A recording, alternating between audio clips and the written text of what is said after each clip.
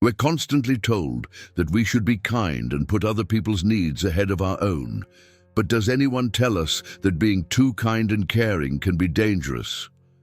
We live in a world where we don't always get what we give, a world full of generous people who see how their giving empties them both financially and emotionally. Could being too kind even put our own lives in danger?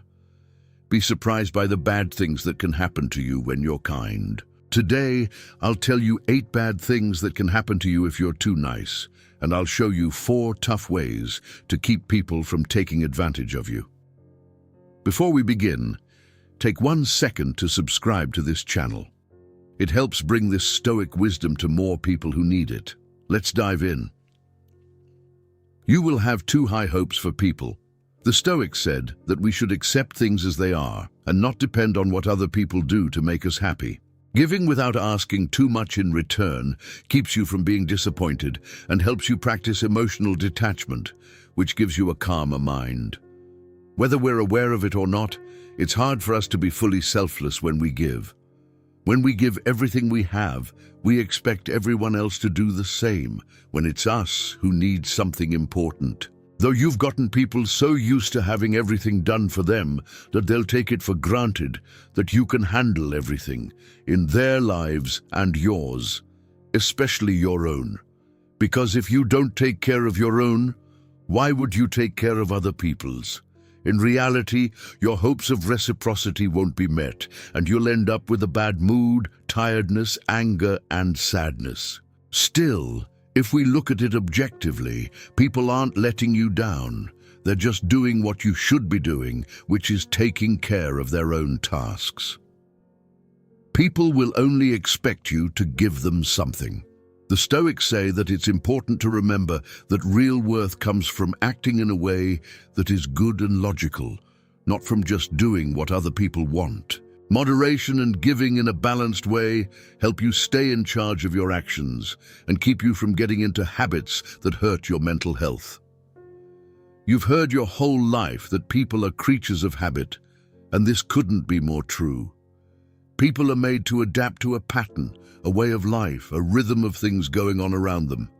The idea of the comfort zone comes from this desire to maintain consistency.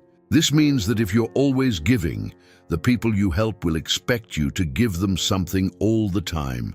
You'll lead them into their comfort zones, and they won't have to do many of their responsibilities because you'll be there to do them.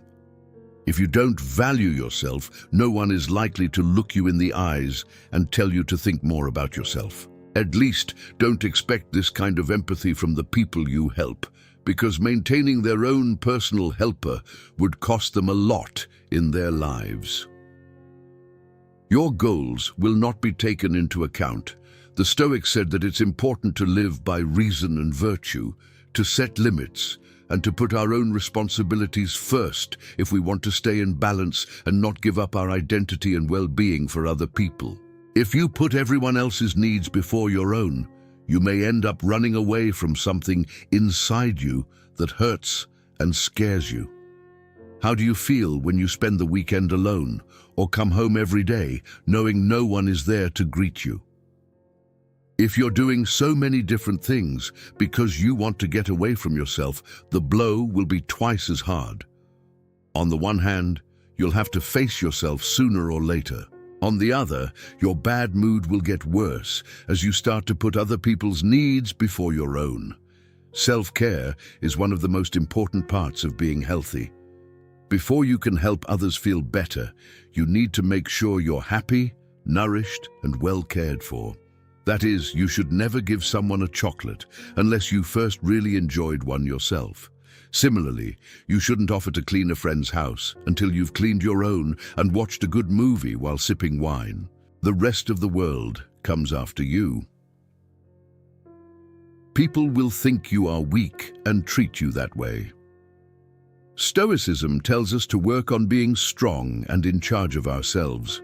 By setting limits and practicing self-discipline, we can show others that we are committed to our own responsibilities and values, earning their respect instead of being seen as weak.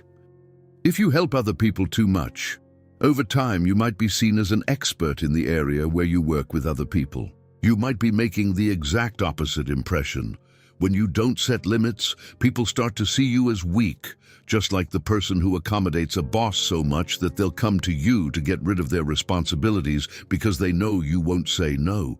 On the contrary, as soon as you use this magic word, they will start to feel something for you they never thought they would: respect. And you'll have a lot of people who only come to you when they need something. Stoicism teaches us how important it is to be smart and wise. By choosing who to help with self-control and perspective, we can tell the difference between real people and those who want to take advantage, so we don't waste our time or energy on things that don't help. People who thought you were a good friend all of a sudden only want to hang out with you when they need something. If you think about it logically, it's not so unlikely that this could happen to you. Since most people don't invite their employees or helpers to have coffee with them, let alone a beer, what's happening with you makes sense. But that doesn't mean it's fair. So you need to learn how to handle yourself using the methods I'll tell you about at the end to keep people from taking advantage of you. You'll only get people who want something and never those who want to give. With patient judgment, we can build relationships that are real and good for both parties. People come into our lives because their energies match up with ours.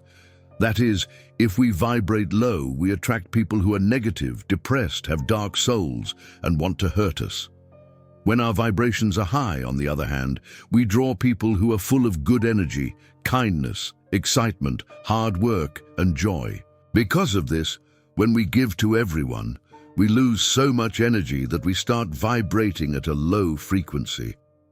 This makes needy people feel drawn to us, as well as opportunists who don't even want to help and only want to take what they can from us and leave without even saying thank you. You could end up getting hooked on something. The Stoics taught people to be calm and in charge of themselves. Self-discipline in giving keeps us from getting stuck in bad habits and lets us keep a good relationship with our actions and choices. When shortage is a regular part of our lives, the need for something grows, which is the best way to get addicted. So one day, someone close to you might notice that you drink too much, and not just spring water. They might also notice that you eat too much or even gamble too much. Pay close attention to what someone who cares about you says, because your first instinct may be to get mad at them and tell them you don't have any problems. But this is how people usually act when they are so caught up in their own problems that they can't see that they have one. Always remember that people who care about you want what's best for you, so pay close attention to what they say, because they're trying to help you stop falling and move forward. You'll make people think twice. Stoicism tells us to do good things no matter what other people think of us.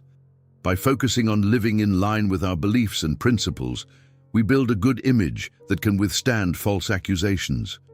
No matter how much we'd like things to be different, the truth is that there aren't that many kind people in the world. So if you are one, people will be suspicious of you instead of being impressed and thankful. It won't be long before your kindness makes people wonder what's going on with you and what plans you have that you don't tell anyone about.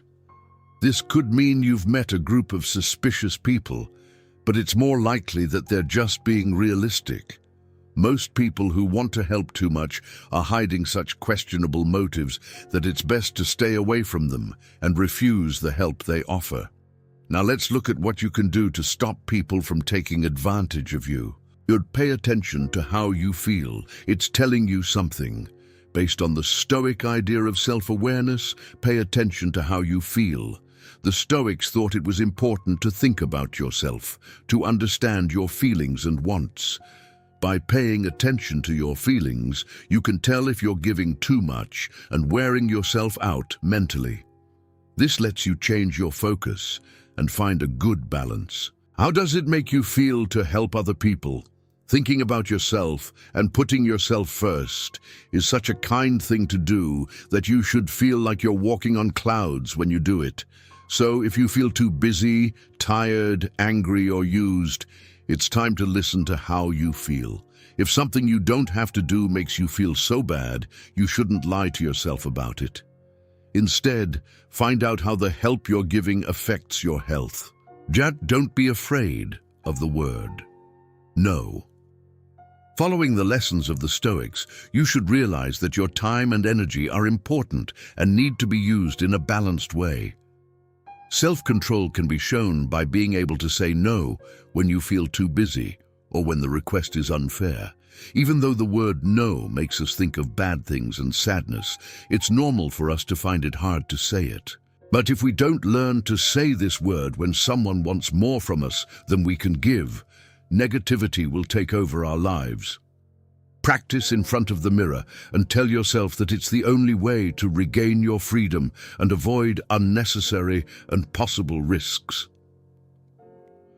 You have time and a place for yourself. Respect them. Following the Stoic values of self-discipline and self-respect, it's important to give yourself time and room to take care of yourself. Do what you like: exercise, drawing, listening to music while having a cup of tea, or anything else that gets you going. Finish your responsibilities as soon as you can so you can try this out. You should take this very seriously, so seriously that you should schedule this time every day or every week. So if someone asks for your help at that time, they need to understand. You're being kind to yourself, not to the person asking. Without remorse, you tell them no and enjoy that time and space just for yourself. If you don't want to be so direct, you can offer to help at a different time, but make it clear that you will only be able to help for a short time because you have other things to do. Identify energy vampires and distance yourself from them. Following the Stoic principles of self-discipline and wisdom, it's important to know which relationships are good for you and which can drain you mentally. By staying away from people who constantly drain your energy and don't add anything positive, you're taking care of your own health and showing Stoic self-control in your relationships. You should know that if you try to help an energy vampire, it won't work. These people overwhelm you with their complaints, their pains, and their catastrophic view of life. Don't bother trying to help them, because if their problems were solved, they would have to stop complaining, and that's something they wouldn't tolerate. According to Stoic wisdom, in life, the best measure for things is always the middle ground, and generosity is no exception. If we give too little, we come across as selfish and greedy. If we give excessively, we end up completely drained of energy, time, and probably money as well. So lean toward the balance, which is still the best choice for finding harmony between putting other people's needs first and putting your own needs first. And if you're ever unsure, just remember the magic word: no. If this resonated with you, there's another video on the screen that will take you even deeper, and if you haven't subscribed yet, do it now. It helps us reach more people who need this wisdom. Thank you for being here. I'll see you in the next one.